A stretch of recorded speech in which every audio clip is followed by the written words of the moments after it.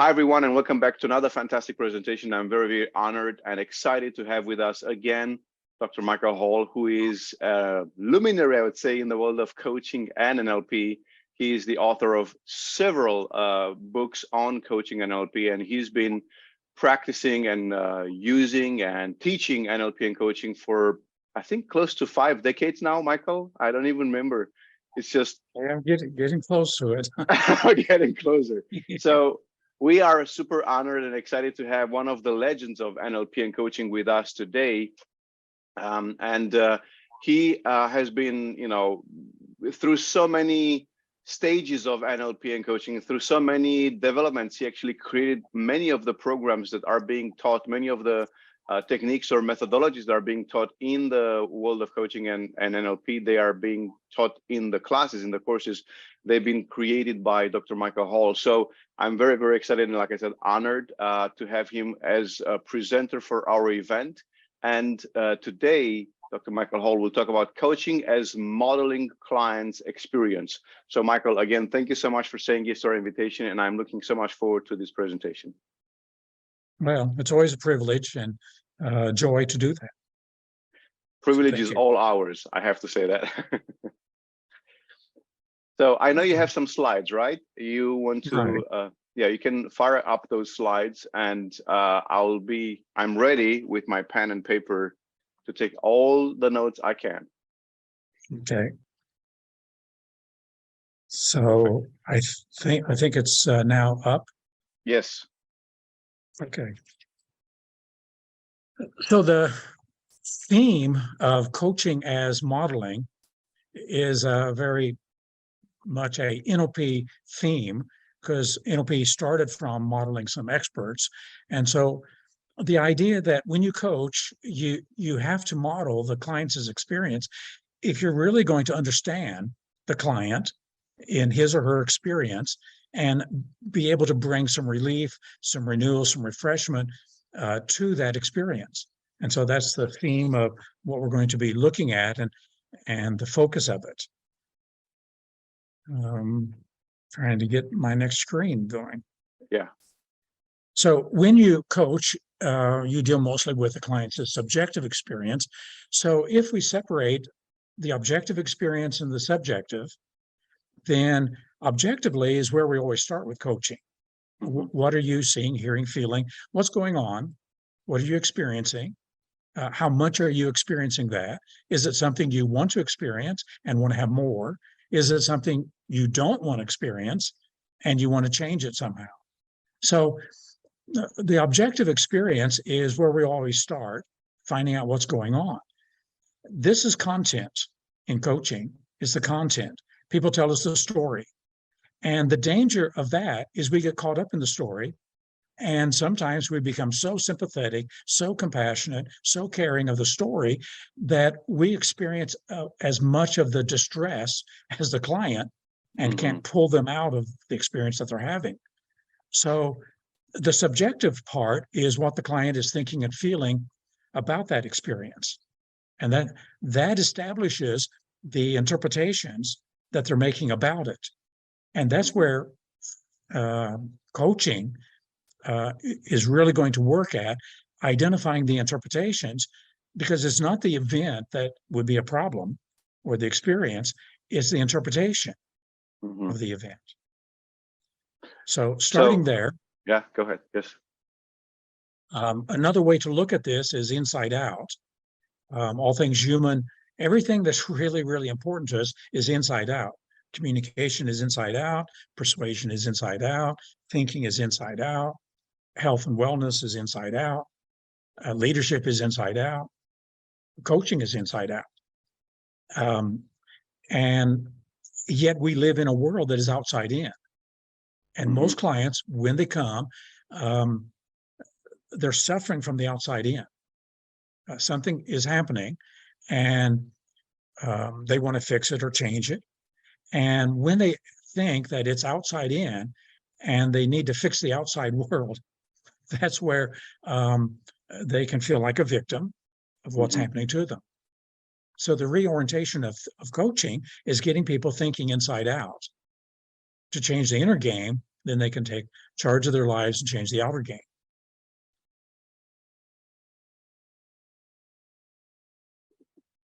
So you were saying that, like, for instance, the client comes in and the coach is sometimes subjected, so to speak, or inclined to actually buy in so much of the client's story that he forgets his own role. Like, you know, he gets caught up in the act of the story itself.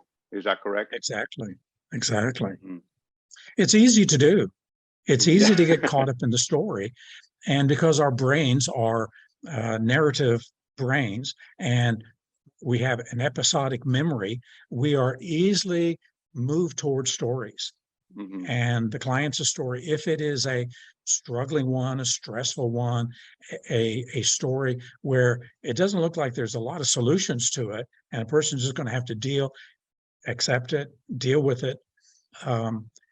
It can cause the coach to also feel like there's very little solution. Mm-hmm. Got it. I understand. So what are the, oh, we have the new slide, getting to meta levels. I love that part. Please, let's dive into the meta levels. So at the bottom is the outside world, the objective world, the things that are happening, and what the client is doing. And of course, we start there. So we want to know what's going on, what are you doing that you like or don't like, that you'd like some coaching for.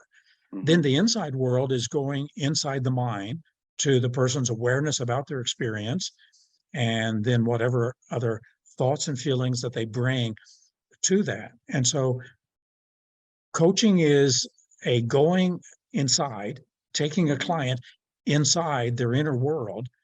And with anybody who's had some personal development, this will be easy because they've looked inside, they're self-aware. Oftentimes in organizations and businesses, the people who are most successful there have lived their life so much oriented to the outside that going inside is a whole new skill. Yeah. And they don't know how to do it. And so coaching executives and senior managers sometimes is real challenging to get the person to go inside. Mm-hmm.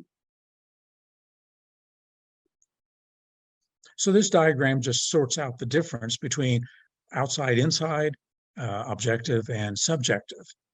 And coaching is coaching the subjective experience more than the outside experience. Sometimes we do coach people to develop better skills, better understanding of how to communicate or to how to behave, how to cope with their needs. That'd be outside stuff. But mostly it's on the inside. It's their thinking and feelings, their meanings, their interpretations about the outside. Mm-hmm.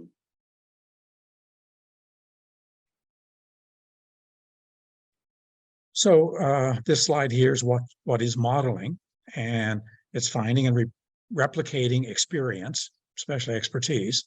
It's identifying how a person does or performs whatever the experience is. And that'll be the key in coaching.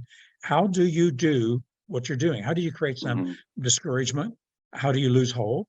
How do you get stressed? How do you have headaches? How is it that you can't sleep and you have insomnia? How do you do that performance, that experience? And that's what modeling is, finding the how-to of an experience. Mm-hmm. And when you talk about the modeling, is basically you ask the client, how do you do X, Y, Z? And that's basically more or less in the hopes that the client would know the answer to that question, basically, which sometimes can be very tricky, right? Right. Well, I start from the assumption they don't know how. And my job is to facilitate them learning how they do what they do so they take personal responsibility. Yeah, which, you know, like I said earlier, just sometimes it's just too much of an issue to actually identify the how. It's like people say, I simply just do it. I just do it. It just comes out naturally, so to speak. Yeah, and that just means they're unconscious. Yes. And the job of the coach is to help to bring a person to consciousness, mindfulness, because you can't change what you're not aware of. Basic change principle. Yeah. So the modeling quest, this next slide, we're going to be asking what are the component pieces and how they fit together. And very, very simple little diagram here. The person is in a state. They're feeling something. So we start there. So what state are you in that you want to be coached to? Current state. What are you thinking and feeling that's causing that state? Then we really go meta. We go to the higher meta levels of the mind into what belief do you have that's holding that in place? What concepts? What memories? What imaginations? What intentions? And this will give us the most simplest description of the internal world that we're going to go explore. So that's the quest to go inside. And each one of these slides can be a presentation in and by itself almost, right? It's so much information packed right in there. Yeah, although using the metastates model, every one of these meta levels is a facet of the same thing. And I'll get to that in a little bit. Yes. And because it's a facet of the same thing, it's just another facet, not a whole another dimension. So about modeling, there's different forms of modeling. You can just imitate or copy someone. You can mimic. And actually, NLP started with Richard Bandler mimicking Fritz Perls, his voice, his words.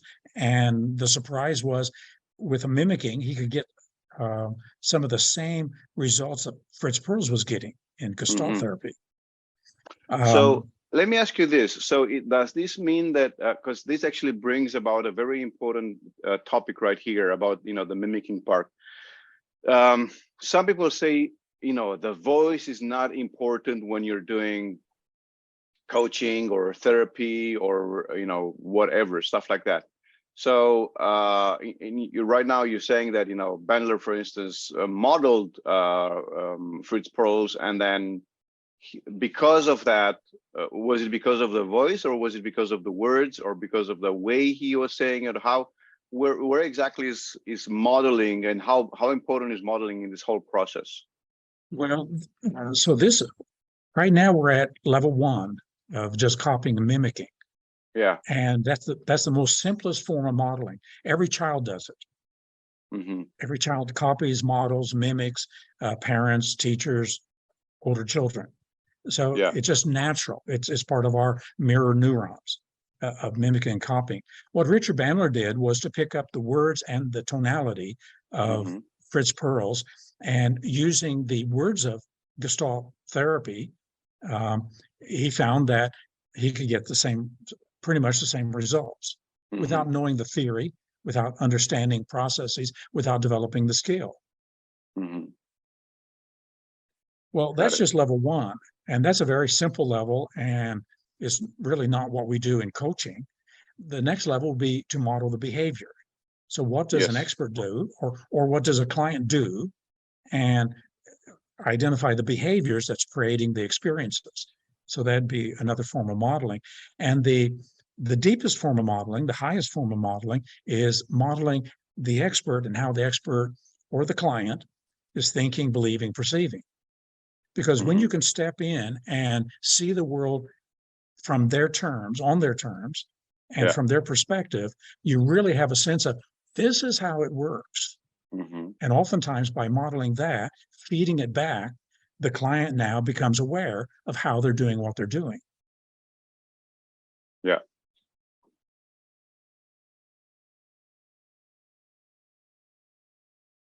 So White Woodsmill put this together as 2 different aspects of modeling. It just picks up what we just said. Modeling 1 was discovering how something works. So at the primary level, the what. Let's say someone is stressing themselves out. So that'd be the what. How do you stress yourself out? That'd be the content, and that'd be the product, having a tense body, headaches, backaches, whatever. Modeling 2 is the deeper modeling, when we model the person's state of mind, their emotions, their meta mind. Now we're understanding how it's working, the attitude that is causing this, the frame of mind. Now we're working inside of what we call the meta place. Yeah. And that's what I'll be talking about. So clients offers an experience, and every client will offer two experiences. First of all, their current experience, and then their desired experience. Mm-hmm. And so in coaching, we ask, what do you want? And we go right to the desired experience. I want, and they're going to tell us their hopes and dreams, their values and meanings. They might want to write a book, start a business, become a better leader, whatever it is that they want.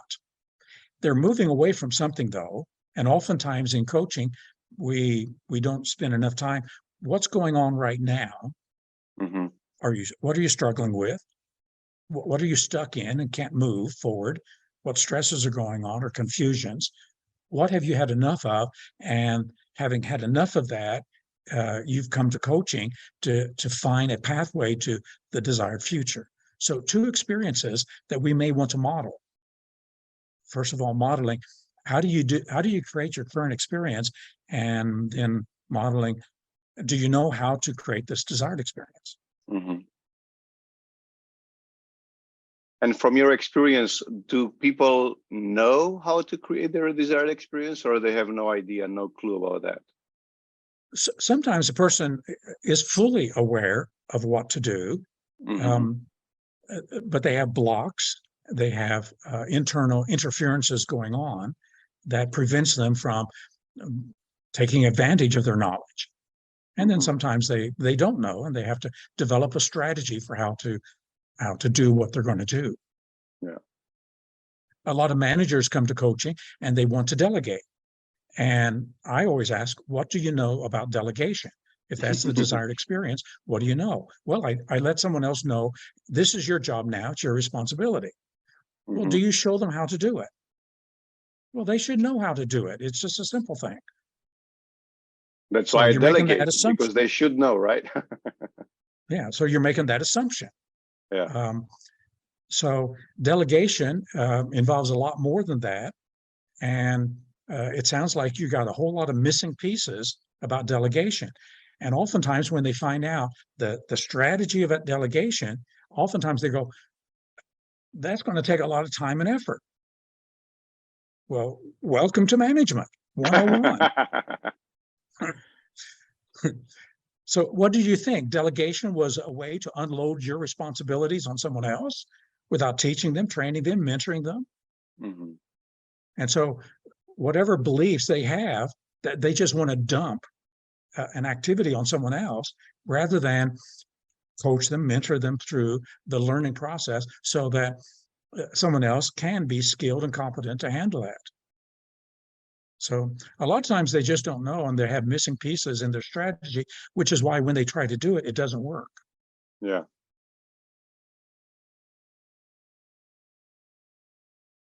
So we got a lot of modeling questions. First, we start with how do you do that experience? How do you know when to do it? Because every experience occurs in time. And if a person is depressed, they're not depressed all the time. Mm-hmm. So I always ask, when do you know to be depressed? Is it 8 o'clock in the morning? Is it 10 o'clock at night? When do you do it? Do you do it when you go to the restroom? When you go to the toilet, are you depressed? And the question is kind of rhetorical. No, when I go to the toilet, I feel relief. I don't feel really depressed. So helping them to break up the universality of overgeneralizing an experience. I'm always depressed. Well, you're not always depressed. What lets you know to do it at this point in time? And so what state are you accessing in order to do whatever it is that you're doing? I had a manager not too long ago who was working on delegation. And when I asked him, what state are you in when you're delegating? And he said, I'm under a pressure state, a stress state, a hurry up and get this over with state. Wow. Not the best state for transferring a task to somebody else. Yeah. Is it and he more knew that. important? Is it more important to ask the when question versus the how question? Which one do you think is having more value for the client resolution? It just depends on the experience. Mm-hmm. So sometimes the when is the key. Sometimes the Mm-hmm. state is the key. Mm-hmm. What belief supports what you're doing, or what value, or what meta program, or what memories. Mm-hmm. So I had a young lady who was promoted in her company from a first line manager to being a manager of managers. And Okay. she was young. She was like 23 years old, 24 years old. And her complaint in coaching was, um, uh, I have the imposter syndrome. I feel Okay. like an imposter. Yeah. Okay, so tell me about imposter. Well, I'm young. She was in Asia, so she was a woman in Asia. And being a woman in Asia, she said that also, women don't step into the role of managing managers. Mm-hmm. So so then I just explored her present state. Um, who chose to promote you there? Based Mm-hmm. on what criteria, what standards? And so she had lots of standards and lots of criteria. But what if I'm not good enough? Yeah. Then came out. And I said, okay, and what if you're not good enough? And it was like, well, therefore, an imposter. So what if you're not good enough leads you to an identity statement of being an imposter, not a learning process of what can I learn? What's my Mm-hmm. next level of learning? And then came out another belief at a higher level. If if you don't show perfection, you're incompetent. It was either or, black or white. You're perfect or you're imperfect. Mm-hmm. And I said, where did that come from? And it was her mom. Mm-hmm. So her So like background, all or nothing kind of a thinking, right? it was all or nothing. And it was the memories that was contaminating her present state. So these are some of the modeling questions that helps us to go in to different places in the meta place. Mm-hmm. So the modeling process is essentially tracking the path of how a person does some performance, specifying the steps of that path, maybe decomposing the experience to find the components, find out how they're related, and then articulating the structure for how that performance occurs. And then we test to see if we can replicate it for ourselves.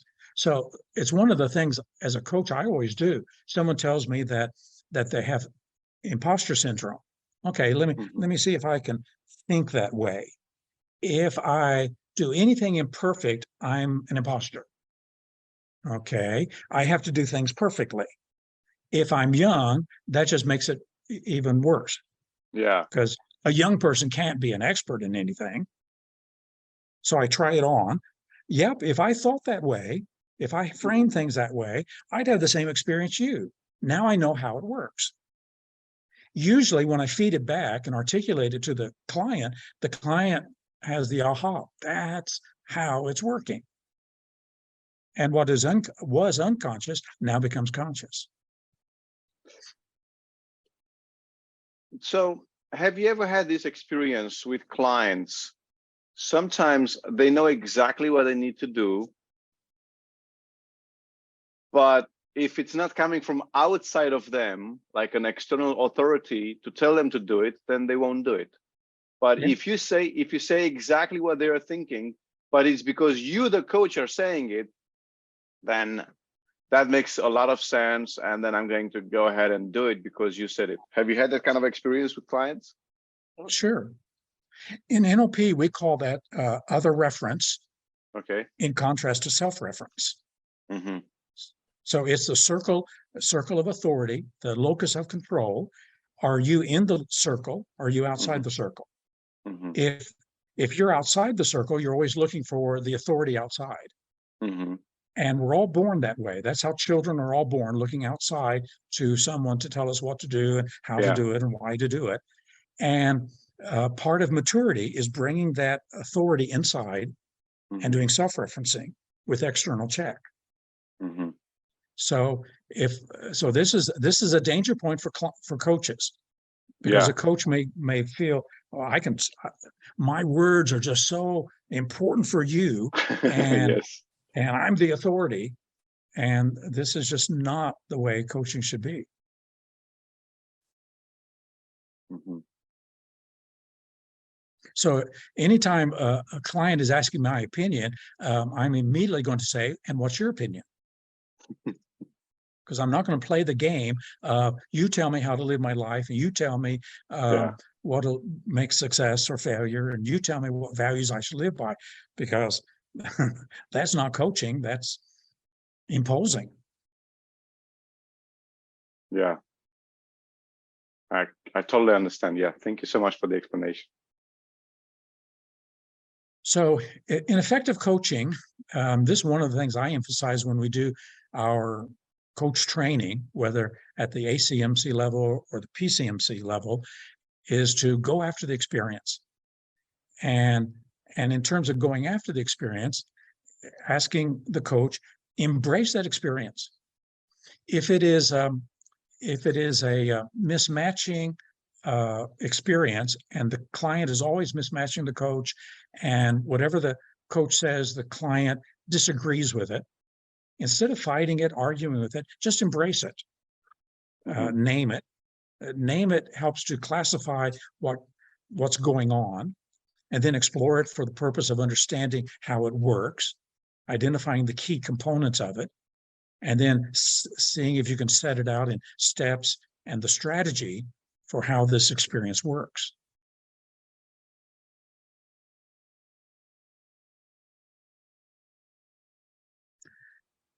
One of the things I've been doing with our people in the Institute of Neuro-Semantics in Philippines and Malaysia is I've been doing a series of executive coachings via Zoom on Friday evenings.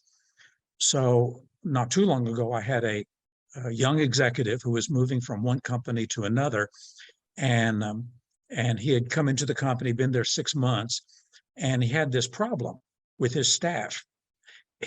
Half of his staff just did not buy into, were not on the same page as what he wanted to do. And I said, tell me yourself as a manager, what are you like? If I was to experience your management, what is it like? He said, well, I'm firm, I'm action oriented, I get things done, I want to meet my numbers, and so I'm direct and I'm forceful. So okay, so I got a picture of that, and I said, so it doesn't sound like you're a very compassionate, caring person, putting human beings first. And he said, well, I am. He said, at home with my children, my wife, my friends, that's exactly who I am. But I could not do that at work. I was about to ask him that question. Why don't you do that at work? And before I could ask him, he said, I can't do that at work.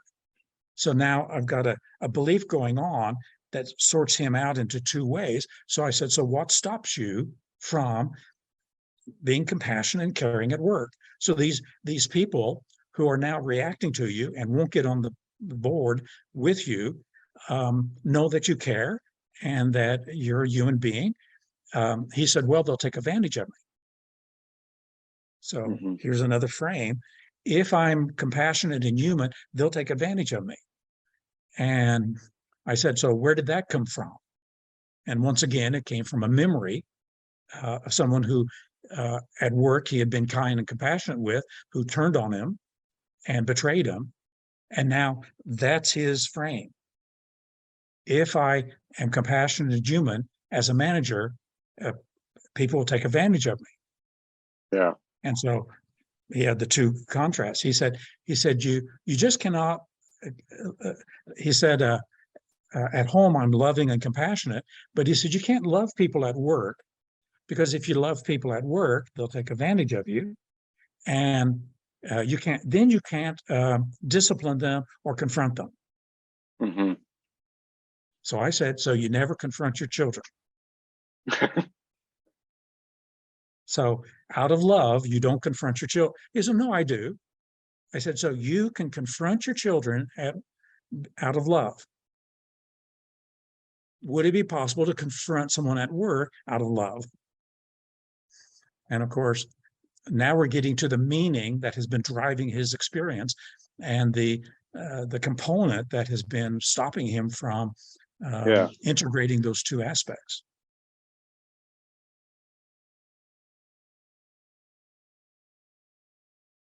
So the next slide. When we start coaching, we start with identifying the linear structure, the step-by-step structure of the strategy of how they're doing whatever they're doing. So what are the steps in the strategy, and what if there are stages in the strategy? So we start with this basic format, and that'll set us out for moving from where they are now to where they need to go once we understand both experiences. And that'll be more the outside and the objective. And so can we go back to the previous slide for one moment, please? When you say here present state and future state format, then do you get the steps for each state? Like, what are the steps in the strategy for the present state? And then what are the steps in the strategy for the future state, and stages in the strategy? So do you have the steps for each state? Yeah. So by going after each experience, present state experience and future state, I find that by going after the present state and understanding what stops you or what interferes, helps us to know what's going to be the steps to getting to the future state.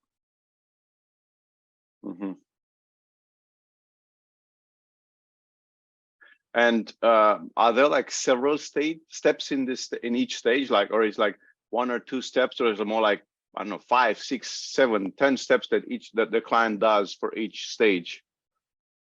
Well, stages would indicate probably a long-term future state, desired state. We're talking maybe 3 months, maybe 6 months, a year, and there's going to be stages of getting there. Preparation stages, beginning stages, middle stages, end stages, and depending on what it is, there could be numerous steps inside of each one. And many times people know many of the steps along the way, and so they don't need to be coached on that. They need to be coached on wherever they get a block and they're stopped. And wherever the block is, that's when we are wanting to move up to the meta levels. So the two coaching questions: where are you now? What do you want? And what's the objective? And just kind of a diagram of this pathway, the coaching pathway. So once we have the linear steps, now we need to go meta to each of the steps to see what thinking, interpreting, meaning making, beliefs, etc., are informing it, governing it, enabling it, or disabling it. And so we'll go meta and identify the thinking, emoting that frames each step. And when we do, we're going to have these meta levels. It could be a belief, a value, decision, intention, identity, and so on. Can you give an example on how exactly this is happening? Like if you have a client, like for instance, the executive client, right? The one from Malaysia or Indonesia, I forget now where it was, but yeah. So with that client, like how would you go meta to identify the thinking, emoting of the steps that he's having internally? In his case, because it was an identity statement, I'm the kind of manager who I'm direct, I'm forceful, I'm action oriented, I'm like that. And then at home, I'm this way. I'm kind, compassionate, caring. So those are identity statements. And then he had beliefs about each one that if you do the loving at work, it'll cause conflict and you can't confront. So here's an identity statement, and there's belief statements above that that's preventing the integration. Understood. What I did with him, I said, once he described how he was his identity as a father, as a leader at home, I validated that. Said, so you've got the skill. You've got the skill to confront someone in a loving, humane, caring way. So we don't have to develop that skill. You know how to do that. But you don't do it at work because something gets in the way and blocks you, interferes, and now you can't do what you can do. And it is this belief. And so then working on a belief change, would you like to change that belief? And of course, like so many people, he said, I would, but I know I can't. With my current way of thinking, of course, yes. Yeah.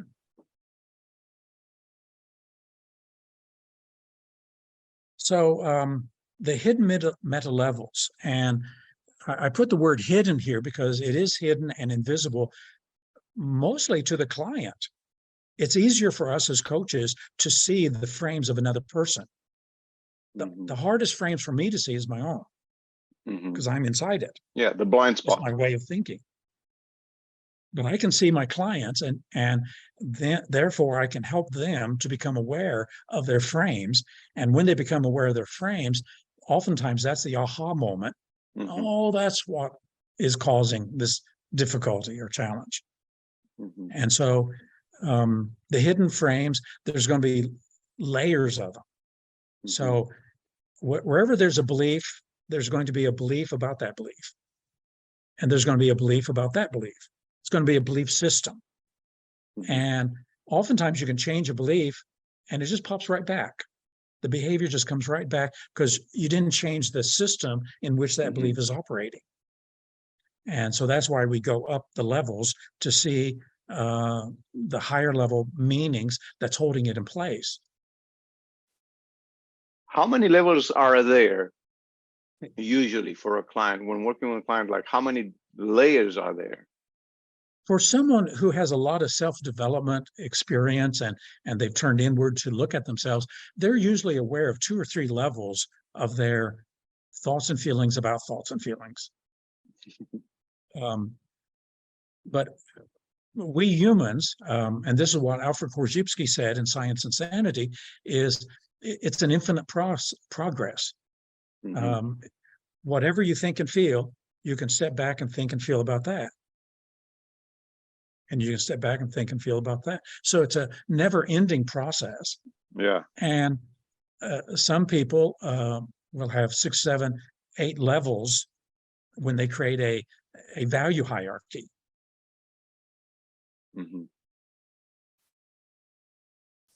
And we have ways of going up through that matrix of frames and getting to the top to where we can step back, look at the whole thing, and as it were, escape the matrix of their thoughts and set up a new one. It's very interesting, like for instance, with the wholeness process from Connie Ray Andreas, she basically does exactly that. She's like, so where is the I who is observing what the I is observing, kind of a thing. And then the client says, it's over here. Okay, now you look at that. And where is the I who's looking at this? Well, it's over here. So where is the I looking at? And she keeps on going like that through a few steps. And usually what I found with her method is that, you get to about 3, 4, 5, maybe 6 layers, but that's where it stops. So it's not like it goes on and on and on and on. It's like at some point, actually, it's like there's nothing else. There's nothing, else beyond this layer number 5 or 6 or something. So I was curious, how is that panning out with your experience? Right. Yeah, we make a mental map and we map it out so far, and then we stop mapping. And some people will map it much further than other people. So the meta levels in the meta place, this meta place or the mind governs the client's experience, and it comprises a whole domain of meta levels. What I have here are the key ones: beliefs and values, identity, decisions, understandings and knowledge, rules and concepts, permissions, assumptions, memories, and imaginations. And usually with that list of 6, you can find anything with anybody that's enough to cover just anything, everything. So that's kind of like the comprising the entire experience of a human being, you would say, within those levels. Right. Mm-hmm. So here's just another list, pretty much the same. And now thinking about them as meta questions. So when you take these levels and turn them into questions, you've got meta questions. What do you believe about that? What do you value about that? What's important about that? What criteria do you have about that? Given that, who are you? How do you identify yourself, or the self-image you've created, or what's your decision about that? So then each one of these levels, and that's how we get there, by asking these meta questions. And if any meta question doesn't work, if a person goes, believe about that, I don't believe anything. Well, what decision have you made? Well, I made this decision. Or I have this memory, or I have this anticipation. And so all of these terms, which are nominalizations, they're concepts, they're all aspects of the same thing. And that's one of the confusing things about the mind and the meta levels, is that these are just aspects of the same thing. They are ways that we are giving meaning to the experience. So here's another little diagram of the meta place, and trying to simplify it. So we start with the client facing the world and dealing with it, wondering how they're representing whatever they're thinking about. And then the jump up to the belief, and then all the beliefs, layers of beliefs, assumptions that they're using, intentions, what they're trying to do. And from a time standpoint, in the back of their mind is background knowledge. So this is all their memories, all their learnings, everything they have been exposed to that they now know, and that's deeply incorporated into them at the unconscious level. And then how they're projecting that into the future with their imagination and expectations. And so one of the things I'm always using this diagram, when someone starts talking, I want to know, where are they in the landscape of the meta levels? What's driving them? So knowing what's driving them can help identify what's going to enable them to now achieve the goals that they have.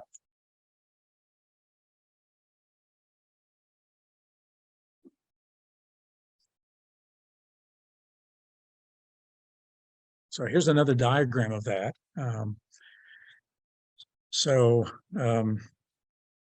The hourglass diagram here, the person in the bottom in the world with the green is standing for outside world, and then the inside world, just all these levels that build up. And then as we remember things and learn things, understand things, it gets stored into the background knowledge. And that's where a lot of times people are so unconscious of what they know, but it's creating that, what Daniel Kahneman called fast thinking. They're just intuitively, quickly just reacting and thinking without thinking about their thinking. And so then they have no ability to manage it. Unconscious ability, basically. So in NLP, we talk about learning and knowing and programming ourselves with our language, linguistics, and with our neurology. And neurology, we get it stored in the body in muscle memory. We get it stored in other ways. So we just know. So now that I know the alphabet, I cannot not read. Yeah. I look at a word, I cannot not read it. Yeah. I learned how to ride a bike. I cannot unlearn how to ride a bar or to swim, right? I cannot unlearn how to swim. Yeah, that background knowledge is deep inside your neurology. Mm-hmm. So going back and now picking up a single piece of how all of this works, as we think about our thinking, the second thought sets a frame. So Mm-hmm. if my first thought is I need to learn this, and my second thought is this is going to be fun, and I bring joy to my learning, then I'm going to create a complex state called joyful learning. Mm-hmm. And the joy is the frame of the learning. Or we could say the joy is the classification, and learning is a member of the class of joy. Mm-hmm. And so metastates, when you have your second thought, you're setting an interpretive frame over the first one.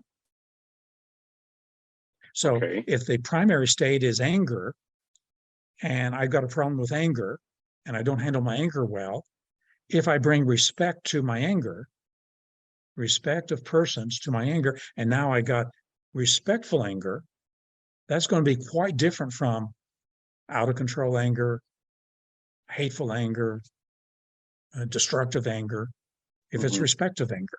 So now anger is a member of the class of respect. So it can be a member of several classes in that respect, right? Exactly. So then that actually would basically give you the freedom to say, now I'm angry, let's see which class I want to be angry in, kind of a thing.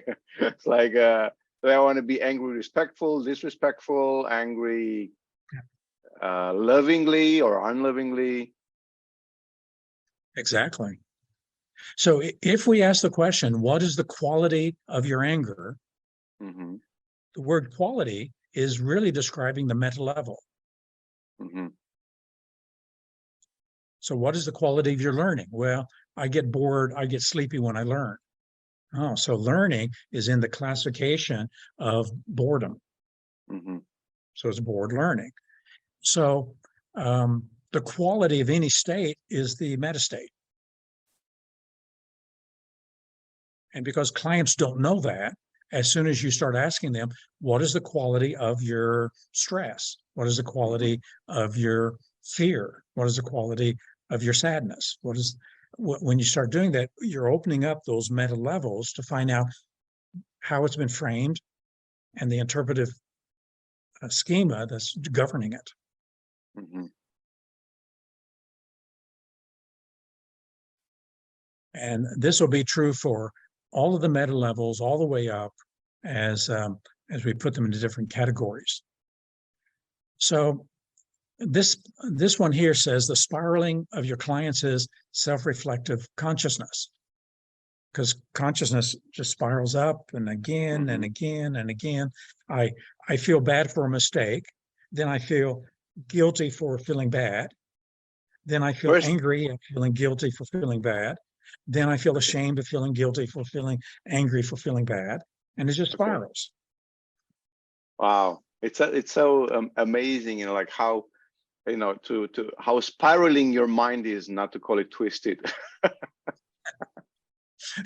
Well, it does twist some people's minds into some really weird things. I mean, that's where, when it gets really twisted, we got personality disorders. And we've got some real psychopathology that can be created if this is not handled well. So when a client comes to you with an issue, and, you know, let's say they have an issue exactly like the one you just described now, being, you know, upset, of being angry, of being ashamed, of being fearful, of being, you know, disappointed, of being XYZ, where do you work? You know, do you go to the deepest level, to the most meta level, or do you, you know, deal with the most basic one and then go to the next layer up, and then to the next layer up, and to the next layer up? How do you intervene there? So yeah, what you're describing is one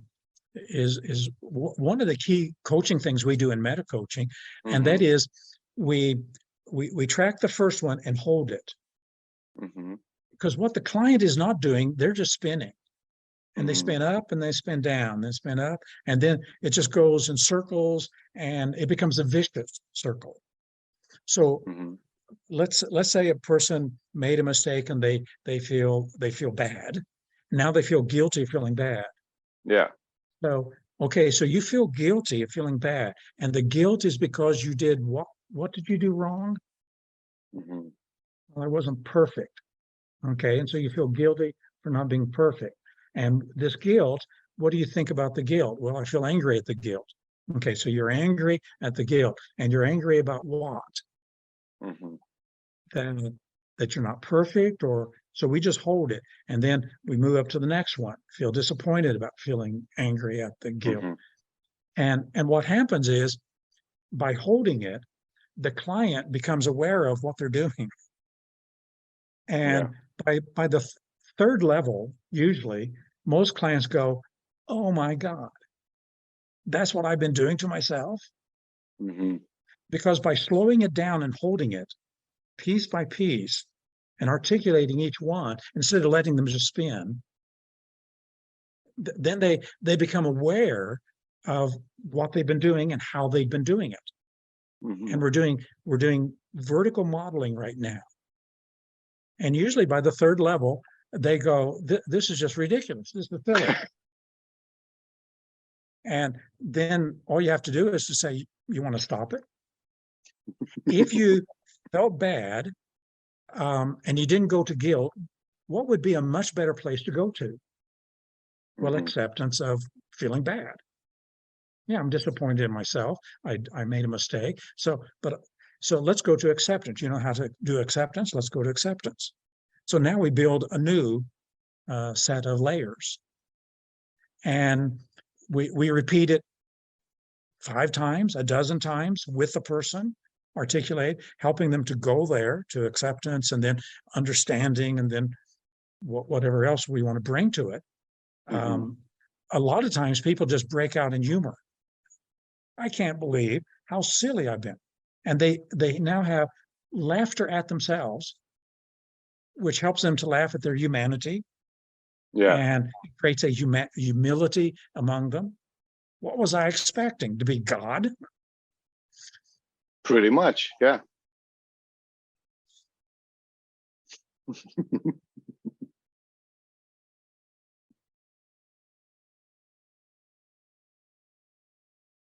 So as we move up the levels, we layer thought upon thought and we build up belief systems and value systems and all kinds of systems inside the mind. And that's what makes it really powerful. It's not just a belief, it's a whole system of beliefs. It's not just Mm-hmm. one value, it's a whole system of values. And so we create meaning hierarchies or value hierarchies, decision hierarchies, etc. And once again, by embracing that experience and exploring the structure, it helps us to understand what we're dealing with that we might need to unlearn or undo or just shift in some way to make a difference. So as a metaphor, one of the metaphors we use in meta coaching is that consciousness or an Mm-hmm. experience is like a diamond.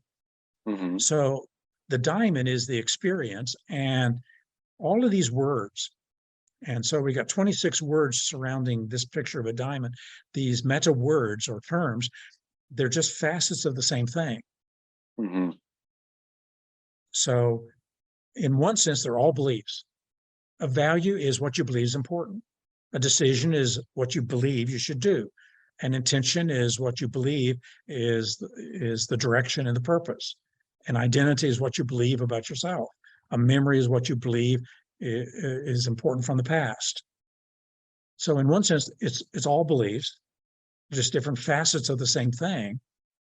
And if one of these meta words do not work with a person, just shift to the next word and see if you can get inside the experience with that next word. Mm-hmm.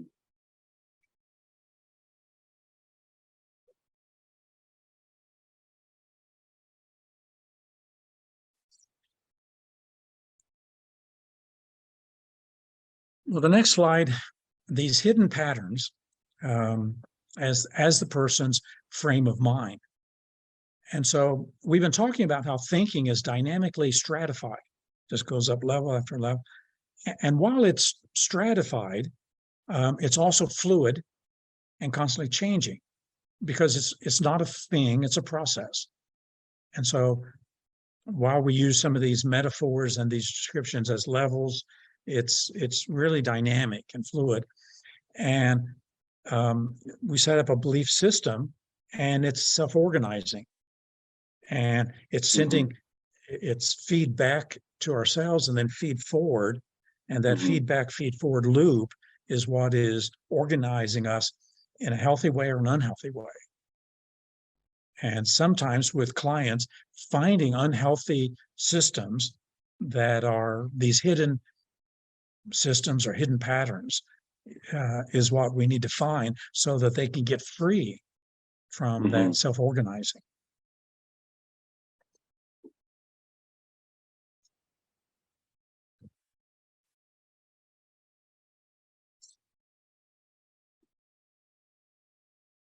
So just a couple more diagrams of same kind of a thing, just here's the levels, thinking of it as steps, going up the steps.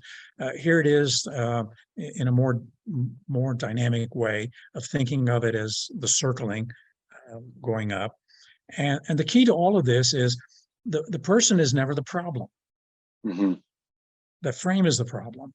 And I say that every time I start coaching at the very beginning.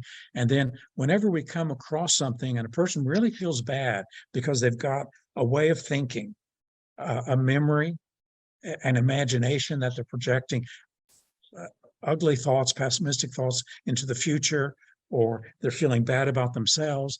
I always repeat this phrase over and over. You're never the problem. Problem, if I had that frame, I'd have the same problem. And this is one of people are afraid. So many people are afraid of their thoughts. Now, this is really true in therapy, but it's also true in coaching. People are afraid of being aware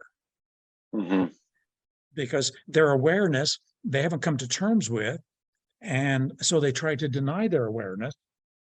And of course, the more they deny it, then they can't fix it. They can't change it. They can't deal with it because you can't change what you're not aware of.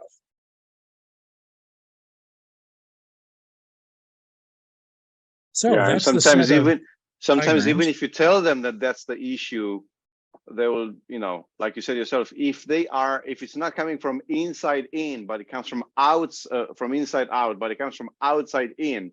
So many times when people come to us and say, you have an issue, you have a problem, because the information comes from outside in, we won't be open or interested in even, paying attention to that because it's kind of like imposed on us that we have a problem.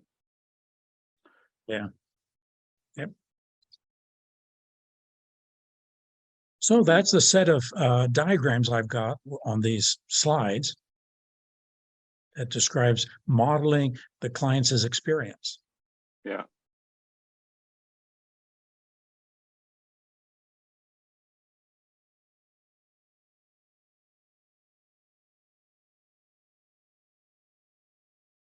So I hope that makes sense. And yeah, I love it. I always love when you have presentations because it's so super structured and clean and clear. And like I'm just sometimes I'm making comments, but like I just want to give you the space to present. So that's why I want to have a little pause or break, is because I don't want to jump into whatever you're saying, because it's much more important what you're saying than what I'm saying.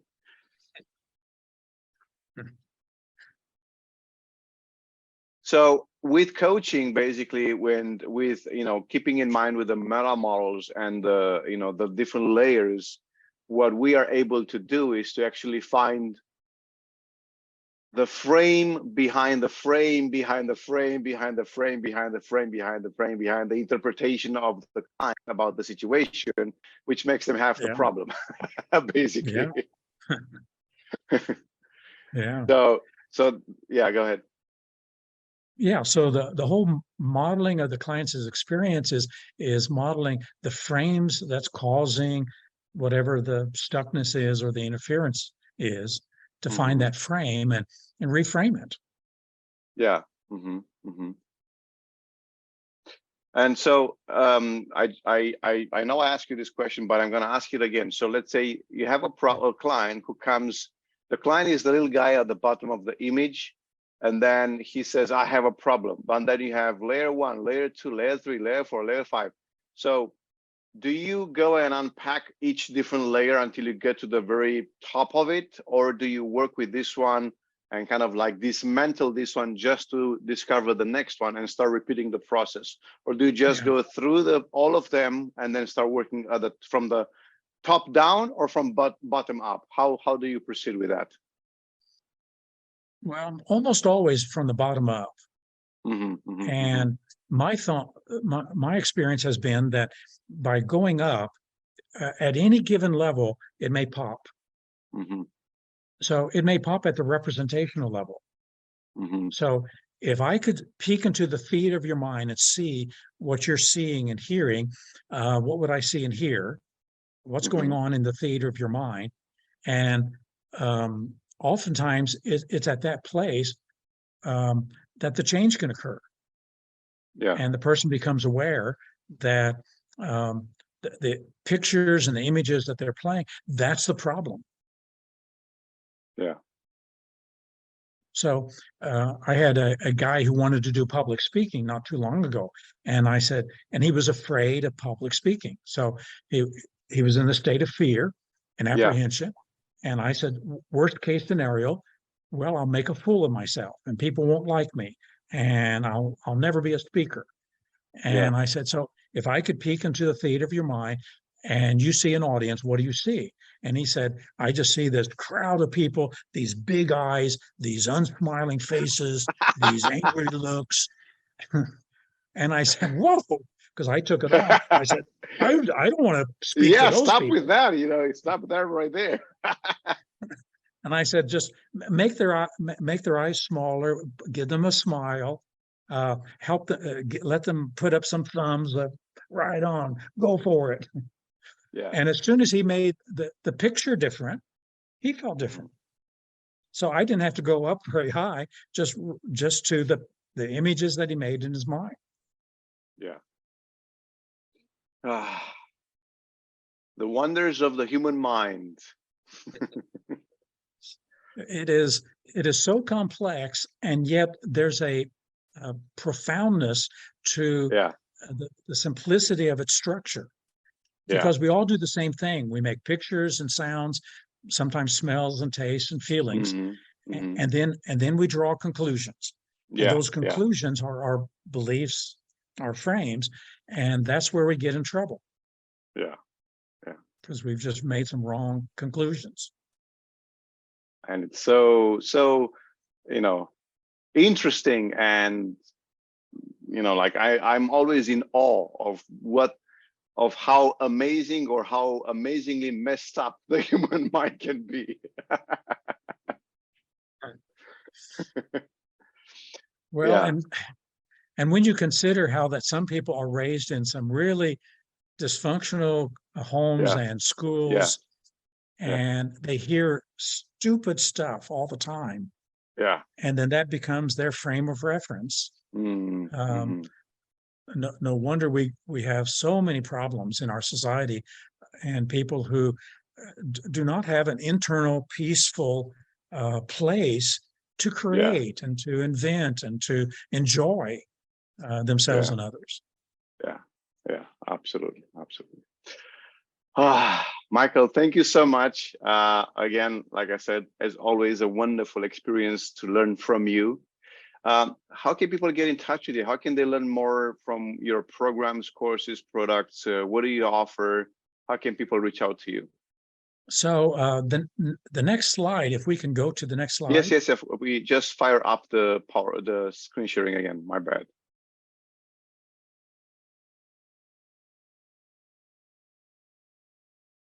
So let me go to the next slide or two. Yes. And I think So we got lots of books on different things, but the key place is neurosemantics.com.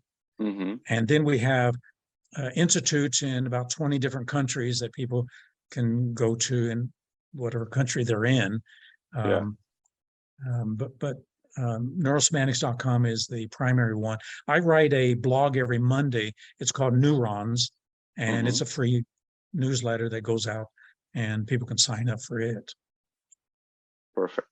I am subscribed to that myself, and I always read all of the stuff you put out. So I'm very, very happy that we have that opportunity. So thank you again for that as well, for the blog post as well. So Well, everyone, thank you for go your ahead. vision and ability to put all this together and create this, spread the word throughout the world. Thank you so much. So everyone, neurosemantics.com, that's where you can find Dr. Michael Hall, and also you have his email address right there, right up to him, and start learning, because you have so much to learn from Dr. Michael Hall. Again, thank you so much for your presentation, Michael, and I'm looking forward to connecting with you for future programs. Thank you so much. Okay, thank you. Bye now. All right, everyone. So we'll take a quick break, and we'll see you after the break, or we'll see you tomorrow. Depends which comes first. We'll conclude this presentation now. See you soon.